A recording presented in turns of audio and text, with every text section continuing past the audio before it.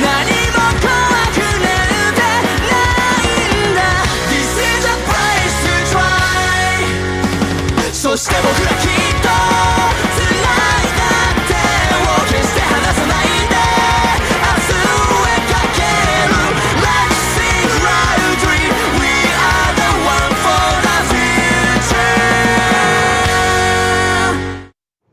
Yo, you guys, this is Blacklist of the Abyss, and you're watching my review for Naruto Chapter 700 plus 5. Alright, and this chapter starts where the last one left off. Sasuke is trying to attack Sarada, but she shouted out "Dad" at him, and that made him realize, wait a second, is that you, Sarada? And then he stops, and that's when Naruto and Shocho show up, and he's like, and Sasuke's just like, okay, hold on. Alright, Naruto, you need to tell me what's going on right now, because why are these kids here again? Like, what? Like Sasuke just doesn't even know what to think.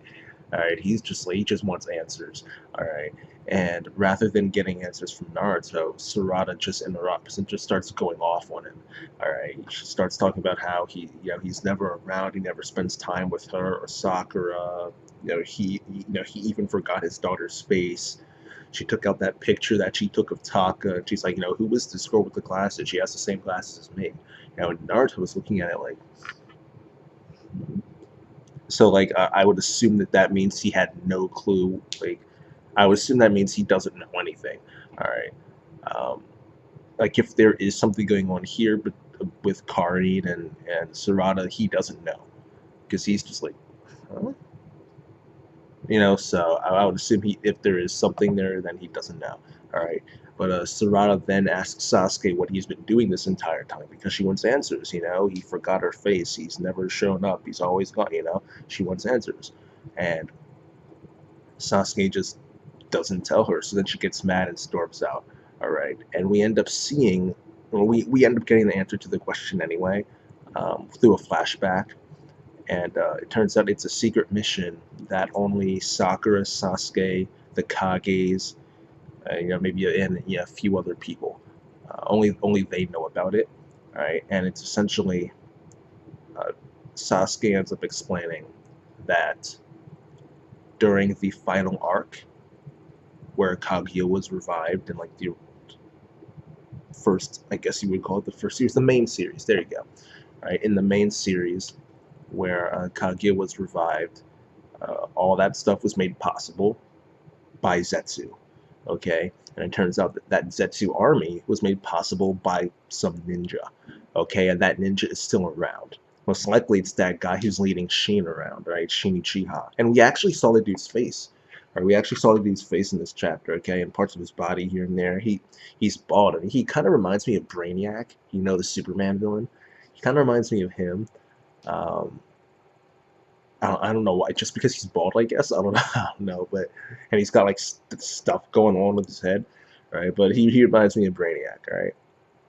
He's got Sharingan along his arm like Danzo, so that maybe he has Senju DNA as well. I don't know, but he's also got Sharingan on his head too, which is ridiculous. Like what?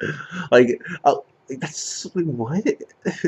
Like I don't even know what to say about that. I really don't, because I mean the Sharingan on the arm was already a stretch, but now he's got like Sharingan up here in his head, and it's like, all right, dude, like. But it looks cool though. Like I said, he looks like Brainiac. So he doesn't look like Brainiac. He just reminds me of him, right? But yeah, that's that. His right eye isn't. It doesn't have like the white background and stuff. It's like it's darker. But his left eye is white, which is kind of weird. But he ends up saying, I would assume that eye is special, especially since him and that Ten Tails clone thing end up using Obito's Mangekyo Sharingan technique to transport into that alternate dimension and then from there to the Mountain Pass Tower. So maybe like I don't how would they have gotten Obito's eyes though? They wait did they Edo Tensei him and then no, that doesn't make sense. You can't do that. What even happened to Obito's body now that I'm thinking about it? Kakashi's eye got restored. So what happened to it? I don't even remember. I don't even remember.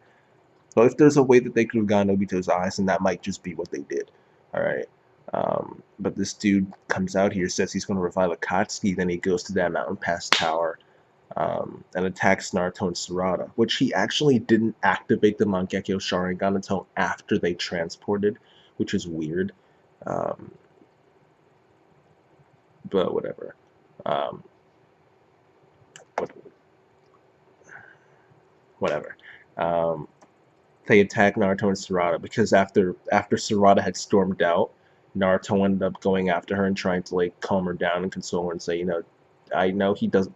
I know he's kind of cold and he doesn't really tell you everything or anything really, but trust me, he's a good ninja and he's doing good work here. All right, like I can't tell you the details, but trust me on that. All right, so that's why Naruto and Sarada are both out there. So Sheen and this dude go attack. Actually, it was like an army of them. It was like an army of Sheen clones, actually, Um, and they go to attack. Naruto protected Sarada. Then Sasuke showed up and he confronted him as well. Sakura had actually heard what had happened from Shizune, so she started to head towards the Mountain Pass Tower as well. So I would assume she'll get there before this fight ends. All right, so we might actually get to see a Team 7 fight here, which I'm looking forward to. I'm legitimately excited to see how strong these three are, like all these years later. I actually really excited to see that. Though it won't be a long fight because the three of them are probably really freaking overpowered, especially Naruto and Sasuke. But Sakura herself is really freaking strong. She accidentally destroyed her entire house. Like that. Like how strong do you have to be to accidentally destroy your entire house? So I'm actually excited to see that. Um, now that Sasuke has confirmed the existence of this ninja, um, I I will assume that he'll. I would think he'd go back to the village, um, reveal the information to all the Jonin and maybe some select Chunin, talked about it with the other villages and their Kage and everything, and try to form a plan. I would assume he will come back to the village after this, um, because what reason is there to stay out there? Like you've confirmed that the threat exists. You have descriptions of them, what they look like. Um, it's best to just give share the information. Now come back, decide a plan of action with the other villages. So that's what I expect to happen. And I think that Bolt will end up meeting Sasuke during this point because if you've read anything about the upcoming Bolt movie, you know that Bolt ends up meeting Sasuke at some point and wants to become his apprentice. Okay, so Sasuke is going to get back to the village at some point, and I think that this is that point now that he's confirmed the threat. Right. But as for this chapter, I will give it an 8.5 out of 10. I thought it was really good. Got exciting towards the end. Um, got to see some emotion from Sarada, which is always good. Not always good, actually. No, I take that back. It's not always good if it's handled poorly. But in this case, it was. Um, got to see Sheen and his master and get those Sharingan and stuff, the Sheen army. So yeah, I'll say it was a good chapter, and I'll give it an 8.5 out of 10. And that's that, you guys. Rate, comment, subscribe. Follow me on Twitter at BlacklistOTA. And I'll see you guys next time.